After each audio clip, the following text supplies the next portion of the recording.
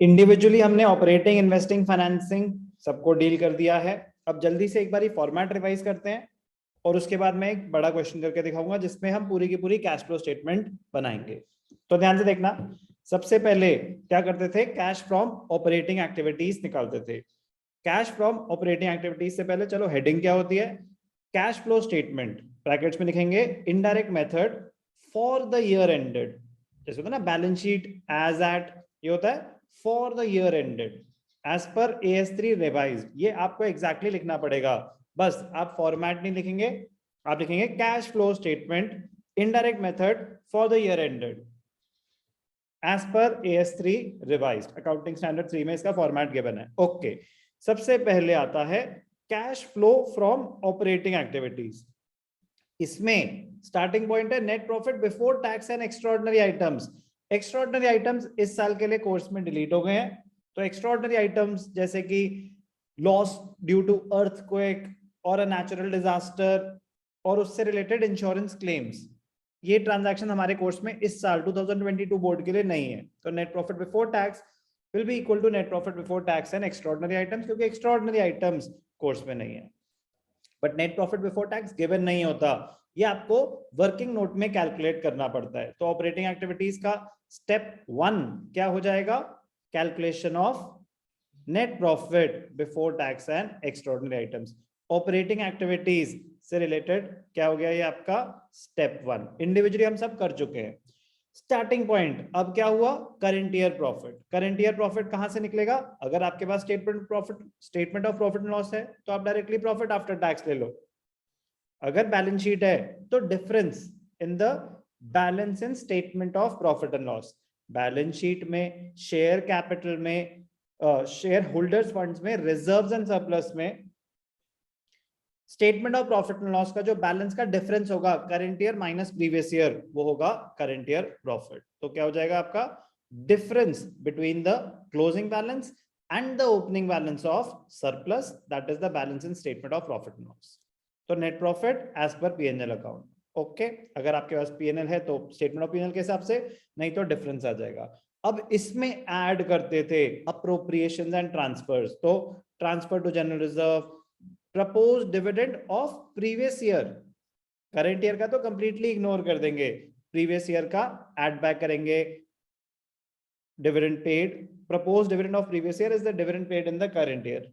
Interim dividend अगर कुछ हुआ है तो इंटरिम डिविडेंड आ जाएगा यहाँ पे। Provision for tax for the current year. Extraordinary items जैसे कि मैंने बताया कि कोर्स में से डिलीट हो चुके हैं। लॉसेस वैसे आप ऐड कर देते थे, गेन्स आप माइनस कर देते थे। Deleted for 2022 board. तो एक्स्ट्राऑर्डिनरी आइटम्स नहीं आएंगे, तो एक्स्ट्राऑर्डिनरी आइटम्स के अलावा बाकी तो सब आएगा। तो रिफंड ऑफ टैक्स माइनस हो जाएगा, this is very much in course. Add कर दिया आपने, क्या ऐड किया, propose dividend of previous year. Interim dividend एक ही अमाउंट होगा, वही पे होगा, फाइनेंसिंग में वही जाके माइनस हो जाएगा। Provision for tax, transfer to general reserve, extraordinary items not in course, ये आइटम बस ऐड होंगे, माइनस हो जाएगा रिफंड ऑफ टैक्स। क्या निकाल दिया हमने, net profit before tax and extraordinary items. अब ये जो चीज आपने वर्किंग नोट में दिखाई, टेक्निकली बेटर होता है कि इसको वर्किंग नोट में ही दिखाना, नेट प्रॉफिट बिफोर टैक्स की calculation. But alternatively net profit before tax and extraordinary items may be shown in the cash flow statement itself. तो आप ये जो सारी वर्किंग थी आप कैश फ्लो स्टेटमेंट में ही स्टार्टिंग में दिखा सकते हैं। बेटर प्रेजेंटेशन होती है इसको अलग से दिखाना। बोर्ड में जो सैंपल पेपर उन्होंने इशू करा है उसका जो सॉल्यूशन है उसमें उन्होंने अलग से दिखा रखा है, बट आई रिपीट दोनों बातें इक्वली करेक्ट है। स्टेप 1 डन, आपके पास net profit before tax and extraordinary items आ गया। अब आप इसमें ऐड करते हैं, क्या ऐड करते हैं, non cash non operating items add करते हैं। Depreciation, goodwill, patents, trademarks amortised. Intangible asset amortise होते हैं, टेंजिबल एसेट्स डेप्रिशिएट होते हैं। Finance cost, interest on bank overdraft, interest on borrowings, writing of underwriting commission, share issue expenses, loss on sale of assets, increase in provision for doubtful debts। better presentation होती है कि इसको यहीं पे दिखाना कि increase ऐड करेंगे और decrease in provision माइनस कर देंगे, यहाँ पे दिखाना बेटर ट्रीटमेंट होती है। बट ऑल्टरनेटिवली कह रहा है अगर आपने इसको बाकी वर्किंग कैपिटल चेंजेस की तरह ट्रीट करना है तो ये करंट लायबिलिटी है, इंक्रीज हुआ है तो आप वैसे ऐड कर देंगे, डिक्रीज हुआ है तो माइनस कर देंगे, वो भी इक्वली करेक्ट है। बेटर प्रेजेंटेशन ये है। तो क्यों ऐड करे, क्यों माइनस करे, मैं इस पे टाइम वेस्ट नहीं कर रहा क्योंकि इस पे तो हम इंडिविजुअली डिस्कशन कर चुके हैं, मैं इस पे टाइम वेस्ट नहीं करूंगा कि फॉर एग्जांपल इंटरेस्ट ऐड क्यों किया, ये एक फाइनेंसिंग एक्सपेंस है, ये एक फाइनेंसिंग एक्टिविटी है, यहाँ पे हम ऐड कर रहे हैं तो मतलब रिवर्स कर रहे हैं, ऑपरेटिंग एक्सपेंस नहीं है, इसको फाइनेंसिंग एक्टिविटी में दिखाएंगे। बट मैं आपको बोल रहा हूँ कि आपको एक एक चीज का रीजन पता होना चाहिए कि क्यों ऐड हुआ, क्यों लेस हुआ, वो हम इंडिविजुअली ऑलरेडी कर चुके हैं, तो वो आप वहां रिवाइज करेंगे जब ऑपरेटिंग का फॉर्मेट है, इन्वेस्टिंग का, फाइनेंसिंग का। ऐड कर लिया non cash non operating items, minus कर दिए नॉन ऑपरेटिंग इनकम्स, ये सब क्या थी आपकी नॉन ऑपरेटिंग इनकम्स। तो ये हो गया आपका collectively step 2 of operating activities, step 2 of operating activities. अब आपने क्या कैलकुलेट करा, operating profit before working capital changes. Add क्या करेंगे, आप ऐड करेंगे increase in current liabilities, decrease in current assets. आप माइनस करेंगे, माइनस क्या करेंगे, increase in current assets, decrease in current liabilities. ये हो गया आपका step 3 of cash from operating activities. इसके बाद आपने क्या, इसकी भी एक्सप्लेनेशन हम अलग से कर चुके हैं। अब क्या निकाला आपने, cash generated from operations. Cash generated from operations के बाद एक्स्ट्राऑर्डिनरी आइटम्स हमारे पास है नहीं, तो अब सिर्फ और सिर्फ टैक्स एडजस्टमेंट आ जाएगी। जो टैक्स पेमेंट हुई वो माइनस हो जाएगा net of refund. Tax payment हुई 50,000, रिफंड था 10,000, तो 50 माइनस 10 40,000 नेट अमाउंट आएगा यहाँ पे लास्ट में। तो लास्ट में less tax paid net of refund, extraordinary items not in course. तो अब आपने क्या निकाला, कैश फ्रॉम ऑपरेटिंग एक्टिविटीज। ये जो मैंने स्टेप्स बाइफर्केशन करी, ये सिर्फ और सिर्फ ऑपरेटिंग के लिए करी, कि जब हमने ऑपरेटिंग एक्टिविटीज पढ़ा था तो ऐसे ही पढ़ा था कि स्टेप 1 स्टेप 2 स्टेप 3 स्टेप 4। अभी आपने सिर्फ और सिर्फ क्या निकाला है, कैश फ्रॉम ऑपरेटिंग एक्टिविटीज। अगर पॉजिटिव है तो लिखेंगे cash flow from operating activities, negative है तो लिखेंगे cash used in operating activities. Page 1 पे सिर्फ और सिर्फ आपका ऑपरेटिंग ही आएगा, ऑपरेटिंग ही रहने देना पेज 1 पूरा। फिर पेज 2 पे कंटिन्यूएशन में ही बन रहा है, पहले इन्वेस्टिंग फिर फाइनेंसिंग। आप एक पेज पे नहीं बना पाओगे, कोशिश भी मत करना, नीट रहने देना। पेज 1 फॉर ऑपरेटिंग, कंटिन्यूएशन में page 2 for investing and financing, और लास्ट में क्लोजिंग। तो चलो जल्दी से second step, cash flow from investing activities. Inflows हमने ऐड कर दिए, आउटफ्लोज हमने माइनस कर दिए। ऐड लेस मत लिखना, ऐड लेस मत लिखना, इनफ्लोज आ गए, आउटफ्लोज आपका पैसा जा रहा है उसको बस आप ब्रैकेट्स में दिखा देंगे। नेट रिजल्ट अगर पॉजिटिव तो cash flow from investing activities, net result अगर नेगेटिव तो cash used in investing activities. Third चीज क्या निकालते हैं हम, cash from financing activities. Again inflows add हो जाएंगे, आउटफ्लोज माइनस हो जाएंगे, ऐड लेस नहीं लिखेंगे, पहले सारे इनफ्लोज दिखा देंगे फिर सारे आउटफ्लोज दिखा देंगे। अब हम यहां तक पहुंच चुके हैं कि इंडिविजुअली कैसे हमने ऑपरेटिंग इन्वेस्टिंग फाइनेंसिंग निकालना है, ये हमें आता है, तो आपको 95% चीज आती है। अब बस इसका closure, operating plus investing plus financing, तीनों को जब मैं टोटल करूंगा तो उसको बोलते हैं नेट इंक्रीज और डिक्रीज। अगर नेट रिजल्ट आपका पॉजिटिव आया है तो net increase in cash and cash equivalents, अगर नेट रिजल्ट नेगेटिव आया है तो net decrease in cash and cash equivalents. अब ध्यान से देखना प्रेजेंटेशन, कॉलम्स तो दो बनते हैं, एक डिटेल्स और एक अमाउंट। एक कॉलम होता है डिटेल्स, जो इनर कॉलम होता है उसको बोलते हैं डिटेल्स, और जो आउटर कॉलम होता है उसको बोलते हैं अमाउंट। अब आपने जितनी भी कैलकुलेशन करी सब आपने इनर कॉलम दिखानी है, ये सब बाहर दिखाने की जरूरत नहीं है, सब कुछ आप डिटेल्स में दिखाना, ये बाहर मत दिखाना, सब कुछ इनर कॉलम में दिखाना, बाहर सिर्फ क्या दिखाना, बाहर दिखाना फाइनल, बाहर दिखाना फाइनल चीज, ये सब इनर कॉलम में दिखाना। मैं अभी आपको करके दिखा दूंगा। ये जो है ना कैश फ्लो फ्रॉम ऑपरेटिंग, सिर्फ और सिर्फ एक ये अमाउंट बाहर आएगा, इन्वेस्टिंग का एक ये बाहर आ जाएगा, और फाइनेंसिंग का एक ये बाहर आ जाएगा। तो ये फर्स्ट का फाइनल, सेकंड का रिजल्ट, थर्ड का, first was operating, second investing, third financing.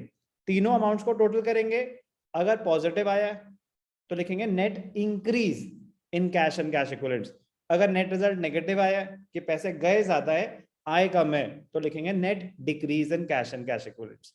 अभी तक कोई डाउट?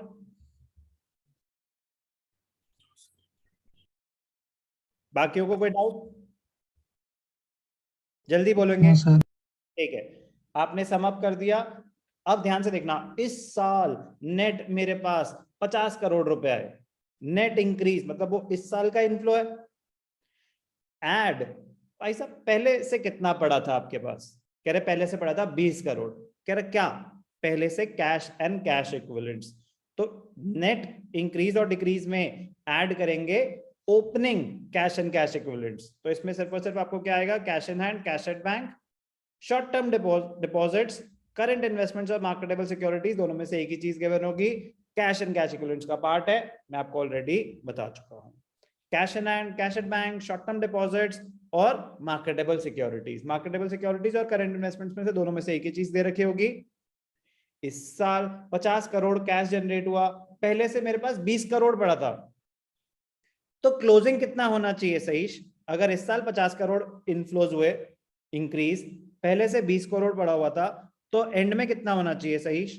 70 करोड़। 70 करोड़। तो नेट इंक्रीज और decrease, add opening cash and cash equivalents, आप इसको क्लोज कर देंगे, जो भी आपका फिगर निकला क्लोज्ड। फिर उसके बाद आप लिखेंगे closing cash and cash equivalents आपके कितने हैं? Cash in hand, cash at bank, short term deposits, marketable securities, वो आप टोटल करेंगे। So this should be equal to this. अगर ये दोनों इक्वल हैं, इस साल कितना कैश जनरेट हुआ plus opening, this should be equal to this कि क्लोजिंग कितना है। अगर ये मैच कर रहा है तो आपने कैश फ्लो स्टेटमेंट सही बनाई है, नहीं मैच कर रहा है तो आपने कोई ना कोई एरर करा है।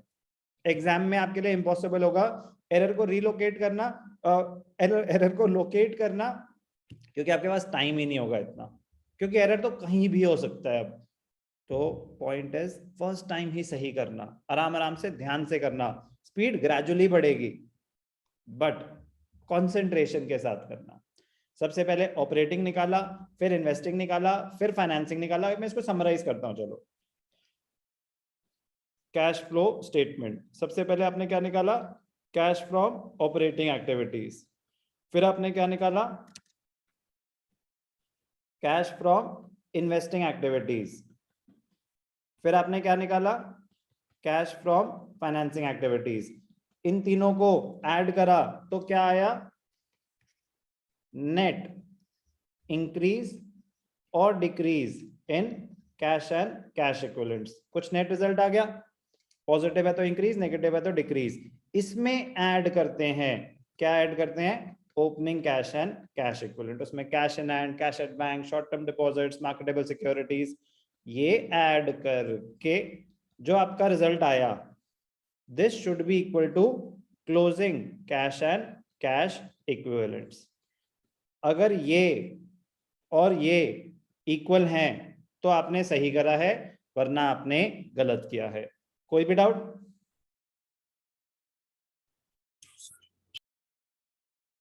अब आपको क्या आना चाहिए कैश फ्लो स्टेटमेंट बनाने के लिए? इंडिविजुअली ये चीजें कैलकुलेट करनी आनी चाहिए। अगर आपको इंडिविजुअली कैलकुलेट करनी आती हैं तो ये गलत नहीं होगा, क्योंकि opening cash and cash equivalent कोई एडजस्टमेंट नहीं होगी, आपको बस बैलेंस शीट में से वो इन्फॉर्मेशन डिराइव करनी है कि कैश एंड कैश इक्विवेलेंट्स कितने थे, closing cash and cash equivalents कितने थे। ये तो बस आपको इन्फॉर्मेशन यहाँ पे कॉपी करनी है। तो गलती अगर होगी तो इंडिविजुअली ऑपरेटिंग, इन्वेस्टिंग, फाइनेंसिंग निकालने में ही होगी मेजरली, बाकी तो प्रेजेंटेशन का खेल है। बस ध्यान ये रखना कि बैलेंस शीट में जो कैश एंड कैश इक्विवेलेंट्स होते हैं उसमें सिर्फ कैश इन हैंड और कैश एट बैंक होता है। करंट एसेट्स में अलग से आ रहा होगा करंट इन्वेस्टमेंट्स या मार्केटेबल सिक्योरिटीज, वो आपको कैश फ्लो स्टेटमेंट के लिए कैश एंड कैश इक्विवेलेंट्स का पार्ट मानना पड़ेगा, तो अलग से ऐड करेंगे। बैलेंस शीट में जो कैश एंड कैश इक्विवेलेंट्स होते हैं, मार्केटेबल सिक्योरिटीज उसमें इंक्लूडेड नहीं होती, क्योंकि वो फॉर्मेट तो part 1 schedule 3 of companies act में मेंशन्ड है, वो कंपनीज एक्ट फॉलो करते हैं। ये अकाउंटिंग स्टैंडर्ड का फॉर्मेट है, ये कहता है कि कैश एंड कैश इक्विवेलेंट्स में ही आप ऐड कर दो करंट इन्वेस्टमेंट्स और मार्केटेबल सिक्योरिटीज। तो ध्यान से करेंगे।